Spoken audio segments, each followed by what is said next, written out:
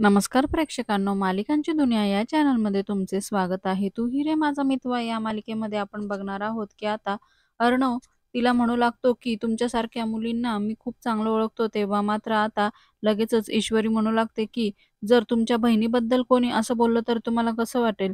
तर तेवढ्यात आता अर्णवचा राग खूपच अनावर होतो आणि तो डायरेक्टच आता ईश्वरीला म्हणतो, माझ्या बहिणीबद्दल बोलायचं नाही हं, ती परमिशन तुम्हाला नाही. तेव्हा मात्र ईश्वरीही म्हणते, मग तुम्हाला कोणी दिली माझ्या बहिणीबद्दल अशी बोलायची परमिशन?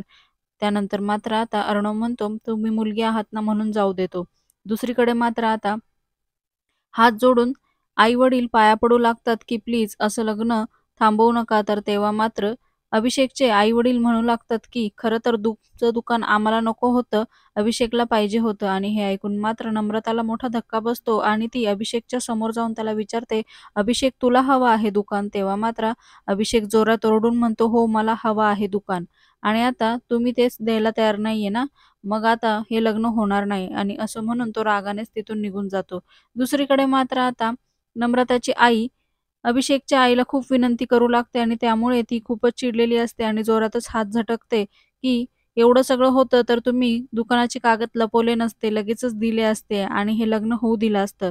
पण आता तुम्हाला काही गरजच नाही. खरं तर माझा मुलगा यूएसवरनं शिकून आलेला आहे आणि माझा मुलगा सुखी झाला असता तर तुमची मुलगी सुखी झाली असते ना. आणि असं म्हणून ते लग्न मोडून तिथून निघून जातात. इकडे मात्र ईश्वरी बाहेर पडते आणि खूपच रडत असते, की आता घरी काय झालं असेल माहीत नाही, खूपच उशीर झाला आहे, सगळा गोंधळ होऊन बसला असेल. आणि असं म्हणून ती घाईघाई स्कूटी चालू करते आणि जोरातच आपली गाडी घेऊन तिथनं बाहेर पडते. इकडे मात्र तिच्या डोक्यामध्ये तेच विचार सुरू असतात, की ताईच्या लग्नाचं काय झालं असेल? दुसरीकडे अर्णवसुद्धा त्याच विचारात असतो, की आता मात्र ईश्वरीने त्याला बोललेले सगळे शब्द आठवू लागतात. तुम्ही असाल खूप श्रीमंत, पैसा असेल तुमच्याकडे, पण तुम्ही मनाने आणि माणूस म्हणून अगदी गरीब आहात. आणि हे मात्र आता अर्णवला फारच लागतं आणि त्या गोष्टीचा तो विचार करू लागतो. इतक्यातच अर्णवची बहीण तिथे येते आणि काय झालं, कसं झालं असं विचारू लागते. तेव्हा तो सांगतो, तिला कोणीतरी पैशासाठीच हे काम दिलं असणार, पण मी लवकरात लवकर त्या मुलीला शोधून काढेल. तेव्हा ती विचारू लागते, "पण ती कुठे आहे मुलगी?" तो म्हणतो, "निघून गेली." त्यावर ती म्हणते, "मला फोन आला, तर फोन घेण्यासाठी बाहेर गेले, तर तेवढ्या वेळात इतकं सगळं झालं?" तर आता अर्णव म्हणतो, "हरकत नाही, पण मी तिला शोधून काढेल." आणि आता त्याची बहीण त्याला शांत करण्याचा प्रयत्न करत असते. दुसरीकडे मात्र ईश्वरी ही फार वेगाने गाडी चालवत असते, कारण तिच्या डोक्यामध्ये बहिणीच्याच लग्नाचा विचार सुरू असतो.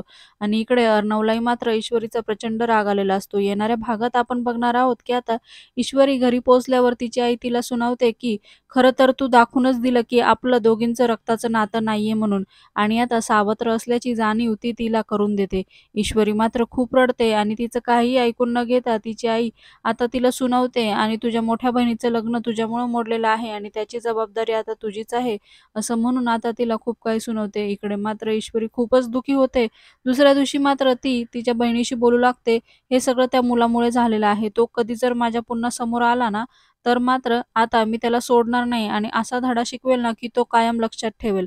आणि हे बोलताना मात्र ईश्वरीच्या मागे अर्णवची गाडी असते आणि अर्णव मात्र गाडीतनं उतरून बाहेर आलेला असतो.